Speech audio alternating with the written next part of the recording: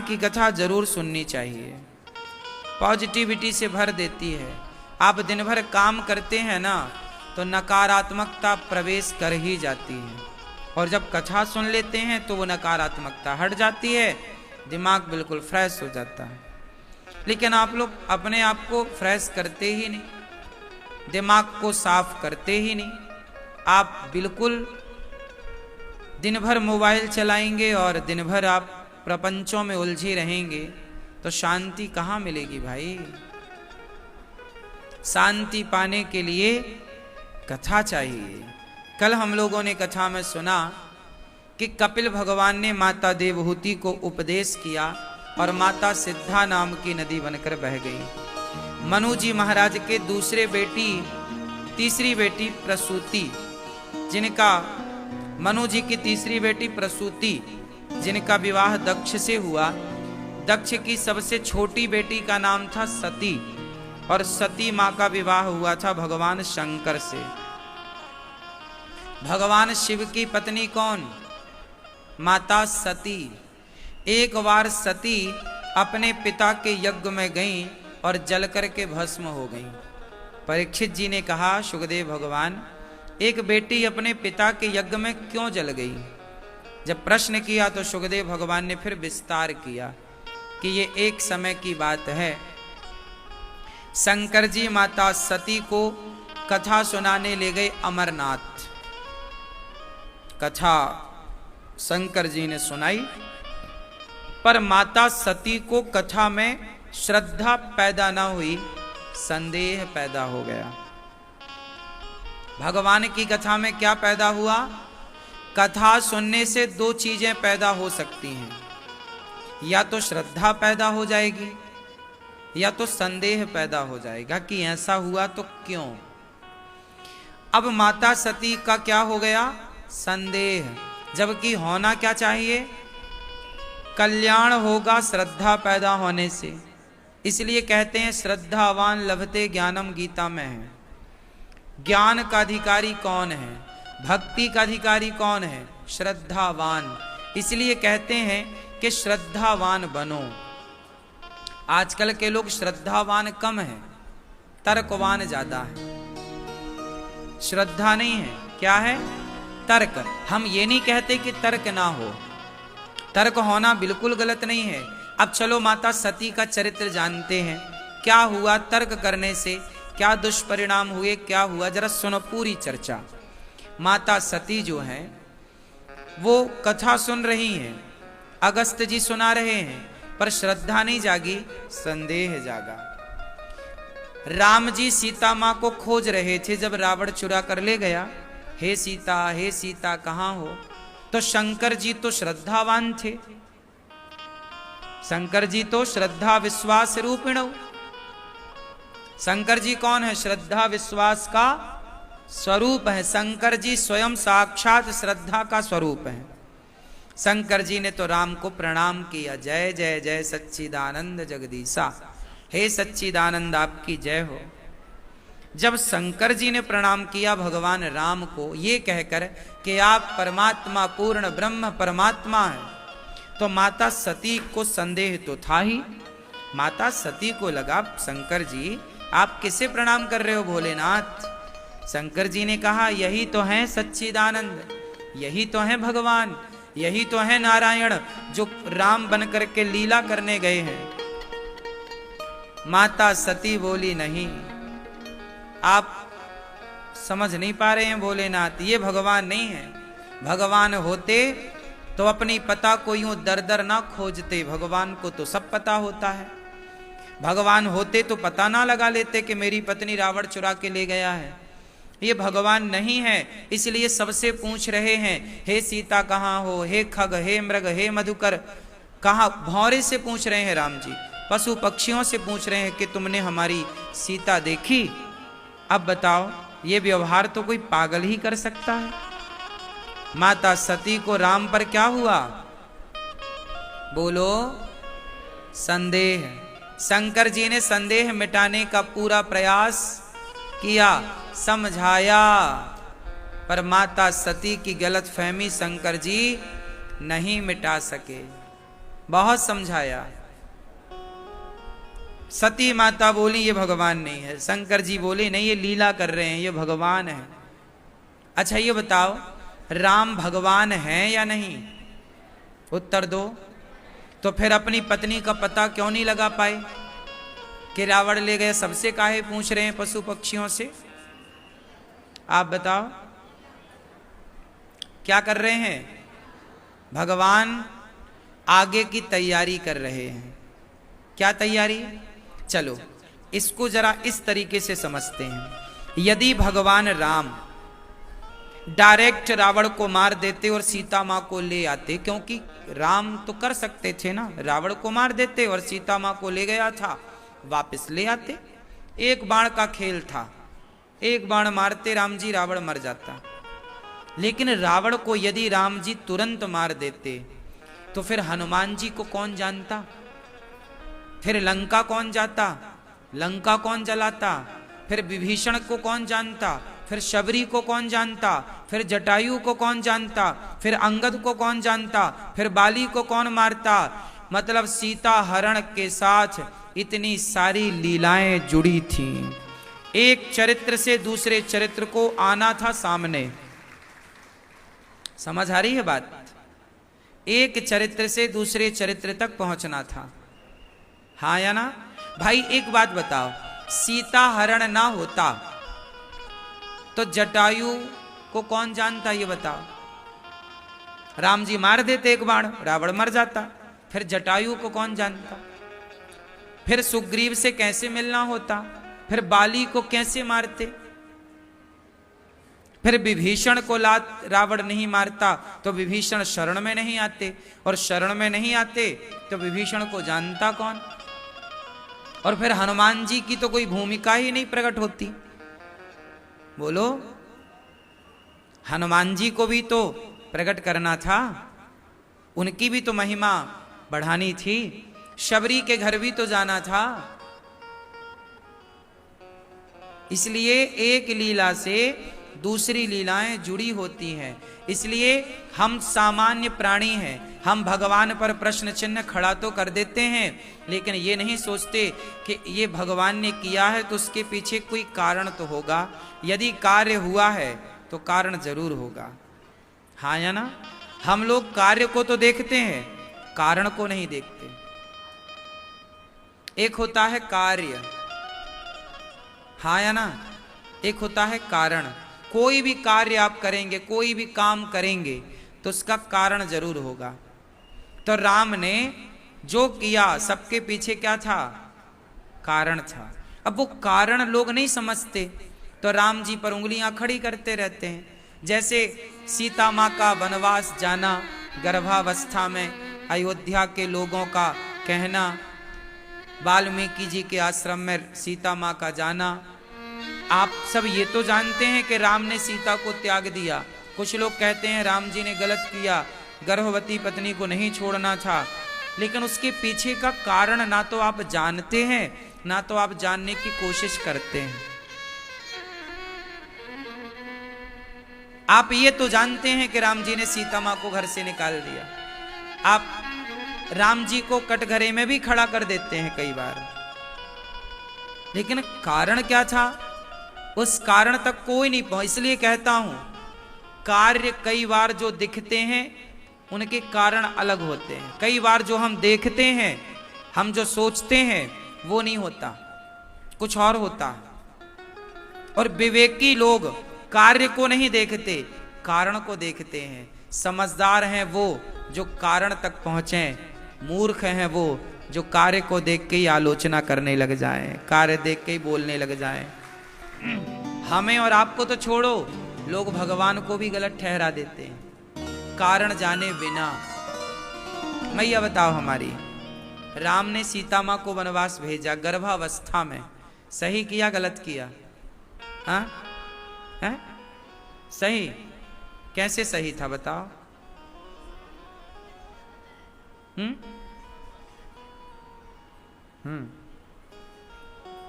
ठीक है,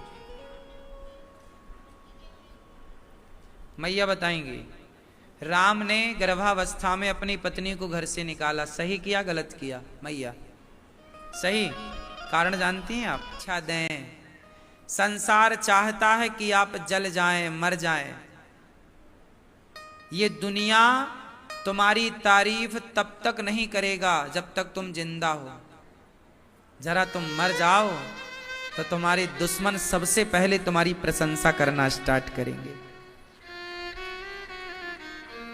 मर जाओगे तो दुश्मन तुम्हारी सबसे पहले प्रशंसा तुम्हारे दुश्मन करेंगे, वो जो तुम्हारे जिंदा रहने पर पानी पी पी कर तुम्हें गालियां देते थे, तुम्हें कोसते थे, तुम्हें अपमानित करते थे, वही लोग तुम्हारी तारीफ करेंगे सबसे पहले। दुनिया चाहती ही है कि आप तरक्की ना करें, इज्जत नाम सम्मान ना कमाएं। लोगों को इस बात का दुख नहीं है कि हमारा बेटा बेरोजगार है, लोगों को इस बात का दुख है कि तुम्हारा बेटा सफल क्यों हो गया, सक्सेस क्यों पाली। वो अपने बेटे के नालायकी से परेशान नहीं है, वो तुम्हारे बेटे की काबिलियत से परेशान है। वो अपनी असफलताओं से परेशान नहीं है, तुम्हारी सफलताओं से परेशान है। हाँ या ना?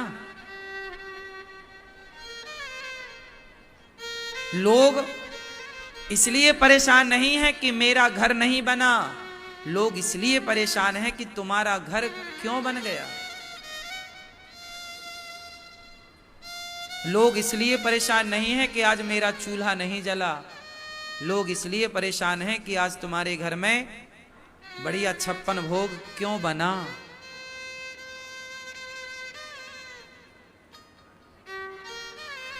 सीता मां और राम का ये सुख समाज पचा ना पाई, राम और सीता के प्रेम को समाज पचा ना पाया, और सीता राम के प्रेम में भी चिनगारी लगा दी।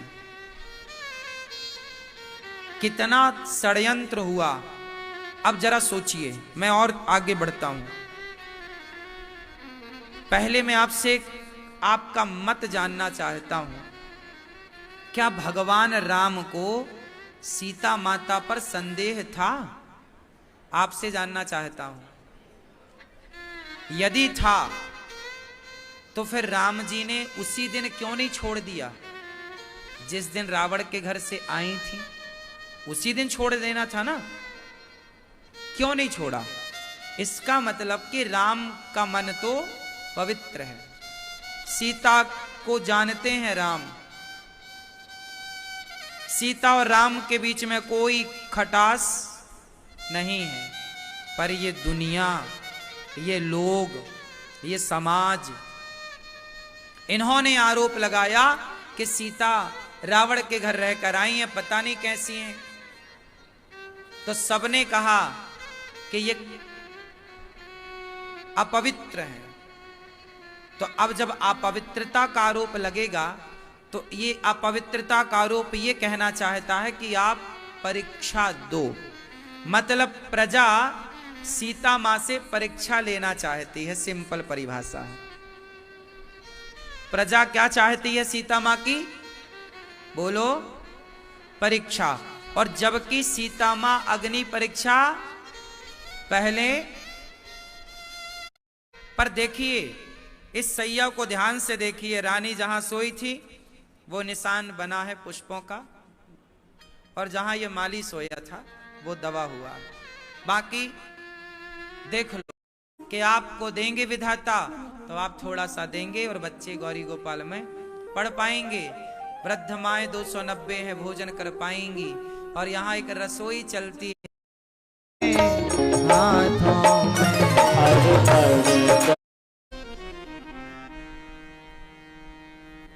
अब कहां आज के बेटे पांव धो के पी रहे हैं अपनी मां के?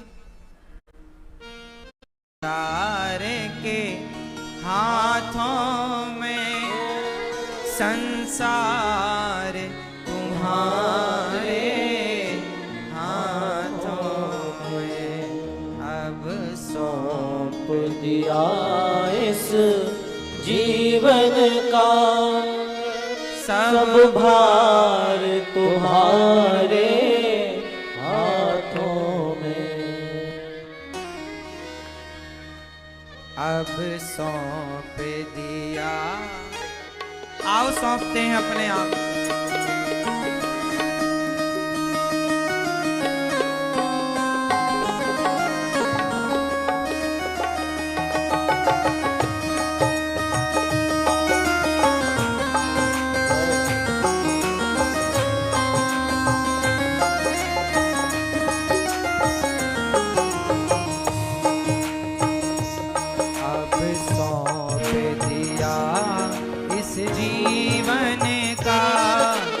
सौंप दिया इस जीवन का, सब भार तुम्हारे हाथों में। अब सौंप दिया इस जीवन का, सब भार तुम्हारे हाथों में।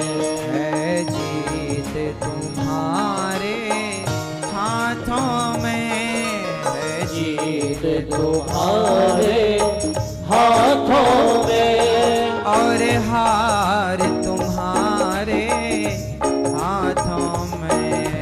जीत तुम्हारे हाथों में, और हार तुम्हारे हाथों में।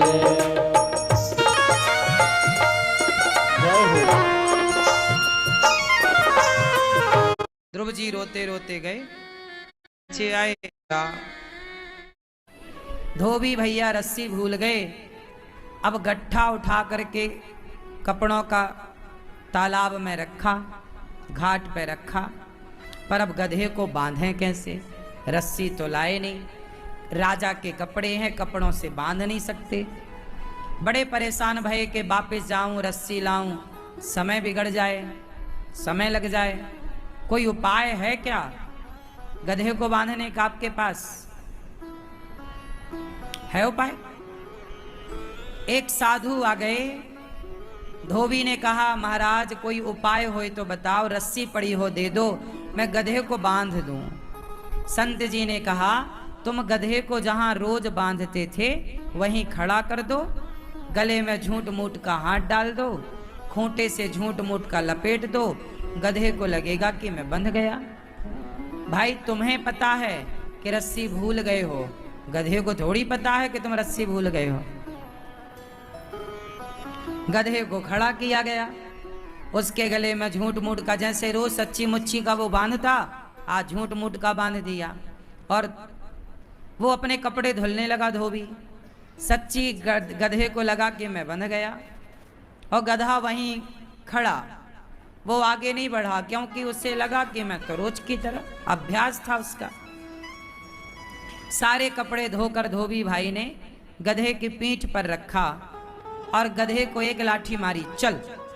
अब गधा चले ही ना। धोबी भाई साहब बोले भाई गधा चल क्यों नहीं रहा है? दो लाठी मारी, नहीं चला। धोबी परेशान हुआ, बाबा जी ने कोई मंत्र तो नहीं पढ़ दिया? फिर आवाज लगाई, महात्मा जी ये गधा आगे क्यों नहीं चल रहा है? महात्मा जी ने कहा उसे खोला कि नहीं तूने? धोबी ने कहा मैंने तो बांधा ही नहीं था। अरे पागल, बांधा नहीं था तो बांधने का नाटक तो किया था। ऐसे खोल मत, खोलने का नाटक कर, उसके गले में झूठ मूठ का हाथ डाल, उसे लगेगा कि मैं खुल गया। ऐसे किया धोबी ने, उसके गले में झूठ मूठ का हाथ डाला, जैसे रोज खोलता था आज भी हाथ डाला, तो उसे लगा गधे को कि मैं खुल गया, गधा चल पड़ा। कथा हो गई पूरी। अब आपको ये बताना है कि क्या गधा बंधा हुआ था? जोर से। परंतु उसने अपने आप को बंधा हुआ तो मान लिया। ये बात सही है कि गलत है? गधा बंधा हुआ तो नहीं था, लेकिन उसने अपने को बंधा हुआ मान लिया। अब सच्ची बताओ वो गधा कौन? समझ गए आप लोग? समझदार को इशारा काफी है, यही है।